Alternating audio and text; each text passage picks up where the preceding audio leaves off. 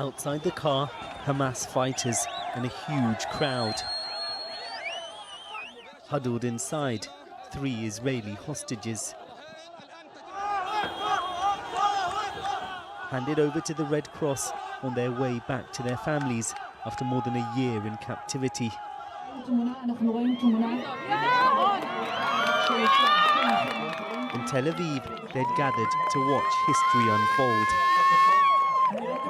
I just can't believe that this day is finally here and that it didn't come already a long time ago as well. I just can't imagine what these girls have gone through and can't wait to have them back in our arms. I can't explain what we feel. I can't explain. We're like just like a big family. That's all I can feel. I don't know them, but they're like my sisters. I can't explain. It's insane. Amongst those freed today, Emily Damari, a British-Israeli dual national and a Tottenham Hotspur fan, kidnapped on October the 7th from kibbutz Kfar Aza.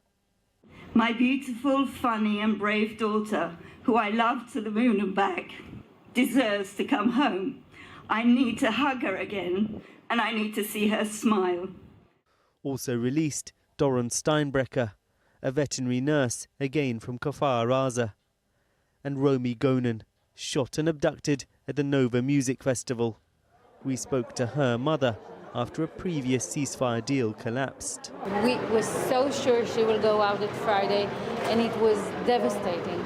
To wake up at 4:30 and follow the news and then see there is no list.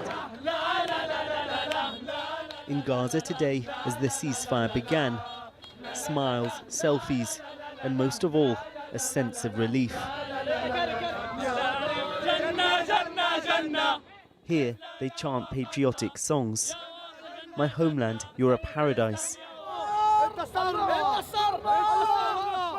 Victory, victory, shout these boys. Some of the widest smiles on the faces of Gaza's paramedics. They've spent the past 15 months witnessing unbearable horror.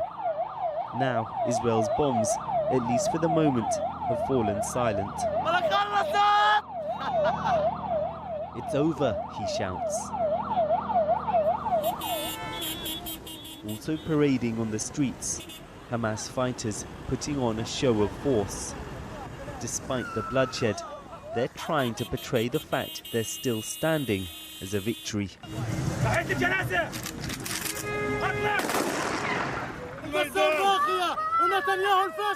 We remain. Netanyahu is a failure in the dustbin of history, this man proclaims belligerently. But much of Gaza now resembles an apocalyptic wasteland. Displaced families today began to return to the north of the Strip. A ferocious and renewed Israeli offensive in recent months has left destruction as far as the eye can see. Sami Barakat has come to see what's left of the 3 apartments and supermarket his family once owned. We found the place destroyed, as if it had been hit by an earthquake or a volcano. It's indescribable. This street used to be the most beautiful street in the Jabalia area. Practically Gaza's entire population has been forced out from their homes. Sami's daughter Aya is wondering whether to pitch a tent on the ruins of their house. I'm here next to my destroyed house. I look left and right and see nothing that can be salvaged. I'm unable to describe these feelings. No human can. Where will we live? This is the question for which we have no answer. Some here can barely recognize where their homes once stood. Others pick through the debris, looking for any possessions they can find. Still, amidst it all, there's also defiance. Despite the siege and the destruction, says Mina, we will raise the flag of Palestine, no matter the cost, and we will be victorious. For both sides in this awful conflict, there is now a new hope. That more hostages will be released, that the war will finally end. Well, everyone here at Hostage Square hoping to be back here again next week. That's when the next batch of Israeli hostages are due to be released. Meanwhile, currently in the occupied West Bank, preparations underway for the release of around 90 Palestinian detainees. We've already seen dozens of aid trucks entering into Gaza today, delivering much needed vital supplies for people there.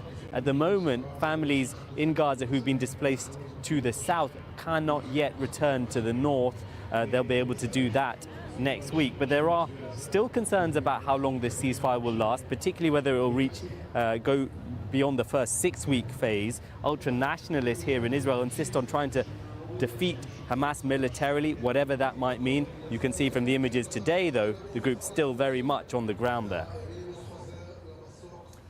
Thanks very much indeed. Well, as you just heard, one of the hostages returned this afternoon is 28-year-old Emily Damari.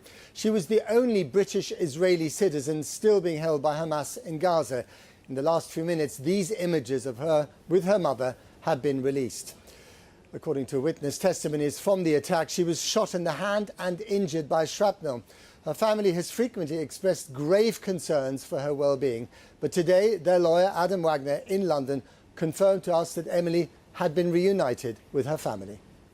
It's been the most excruciating 15 months imaginable, where they haven't known if their daughter's alive, they haven't known what condition she's in, they haven't known whether she is being tortured and mistreated in other ways. She's being held by a terrorist group. So it's really very difficult to describe, and has been one of the most difficult professional experiences I've had